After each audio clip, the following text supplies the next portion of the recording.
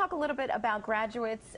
People are graduating right now, and the graduates themselves, they're celebrating, but they're also a little concerned about what's ahead. Yeah, I mean, there's a big difference between school and career, and so what I want to do is give some ideas, some thoughts, some strategies as the young people are really thinking about now starting their career. And my first tip is really think of your career as a marathon, not a sprint. It is a long-term venture that you are gaining on. It's not a semester, it's not a quarter, it's not 4 years. Most of us are going to be working 40 to 50 years. And I want young people to think about their career as a series of experiences, not just that first job or that second job, but a series of experiences. Because most young people are expected to have upwards of 13 to 15 jobs throughout their career. So every job, every experience is going to be adding and adding and adding, because you don't really get to your peak career years until your 40s. So I'm just flabbergasted. That seems like a huge number. Huge. I mean, I was thinking maybe 6 or 8, but Boomers 13 did like or 3 or 15? 4, Gen X did like 6 or 8, and now they're saying Gen Y, because the whole changing of jobs and careers is more acceptable, and they'll be working longer. They'll have 13 to 15 jobs.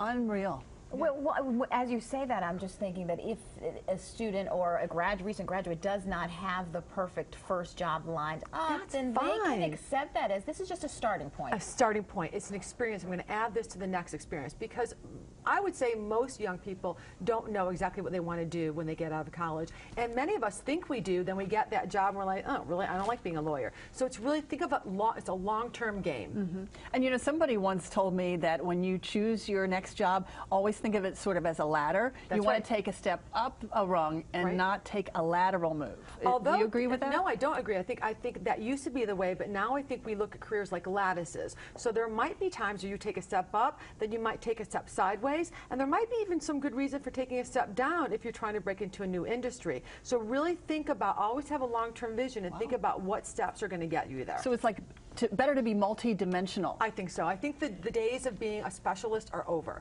And I think the more that you, which is not to say you don't need to know something well, but the more you can bring in from other experiences, other industries, the better off you'll be for a long-term career. You encourage graduates to be pragmatic. What do you mean by that? Okay, so you want to balance pragmatism with passion. It really means take educated risks. Take a few risks. Don't go crazy, but really think about the time to take risks is now.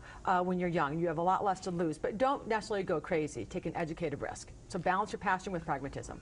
Let's talk about working and work ethic and working hard. I mean, it just seems like so many times, especially with young people in the workforce, they kind of feel like, hey, it's a given. I should be already in your job. You know? That's right. There is no substitute for working hard. The competition is stiff, especially for this generation. There's 80 million of them. Competition is always going to be stiff. You want to develop your competitive advantage as early as you can, which means learning a few good things, getting more experiences, but honestly, it's about putting in the time. That, you know, where they say success is 99% perspiration, 1% inspiration. There is nothing that can stand you out more than working hard. Oh, so what does that look like? Does that mean doing your job well or going above and beyond? Both. It means doing the job you were given and doing it well, even if it's menial, even if you think it's beneath you, doing it well, going above and beyond, doing extra, looking around for extra projects to pick up, actually having people see that you're working hard, taking on the jobs no one else wants to do, being known for someone who is a hard worker.